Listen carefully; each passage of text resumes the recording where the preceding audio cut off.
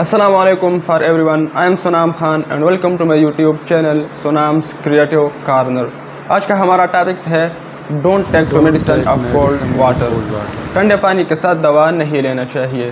اکثر ہم سنتے ہیں کہ ٹھنڈے پانی کے ساتھ دوا نہیں لینا چاہیے، لیکن اس کے پیچھے اصل وجہ کیا ہے؟ کیا یہ صرف ایک روایتی بات ہے یا اس کے پیچھے سائنس بھی ہے؟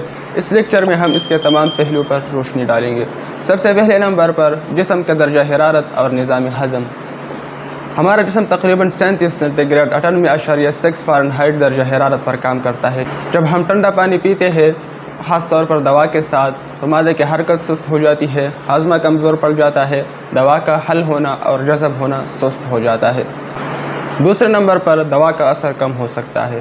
کچھ دوائیاں ایسی ہوتی ہے جو مخصوص درجہ حرارت پر ہی اچھی طرح سے حل ہوتی ہے. ٹھنڈے پانی کے ساتھ دوا مکمل طور پر گلتی نہیں، جسم میں مطلوبہ مقدار میں جذب نہیں ہوتی، اس کا اثر کمزور پڑ سکتا ہے.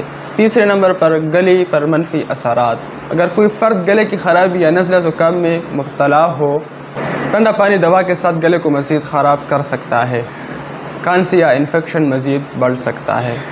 4 نمبر پر روایتی طب اور یونانی نظریہ. روایتی طب میں بھی ٹھنڈے پانی کو نقصان دہ سمجھا جاتا ہے. یونانی طب کے مطابق دوا کے اثر کو گرم پانی یا نیم گرم پانی سے بہتر طریقے سے حاصل کیا جا سکتا ہے.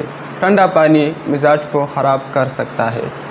5 نمبر پر ڈاکٹرز کی رائے. بہت سے ڈاکٹرز تجویز کرتے ہیں کہ دوا کے ساتھ نارمل یا نیم گرم پانی استعمال کرے. خاص طور پر اینٹی بایوٹکس، پیراسٹامول یا سیرپ کے ساتھ ٹھنڈا پانی نہ پیا جائے. اور سب سے آخر میں اس کا نتیجہ کیا ہوگا؟ ٹھنڈا پانی وقتی طور پر تازگی تو دیتا ہے، لیکن دوا کے ساتھ اس کا استعمال دوا کے اثر کو کم کر دیتا ہے، ہاضمے پر برا اثر ڈال دیتا ہے. Thanks for watching and don't forget to subscribe my YouTube channel.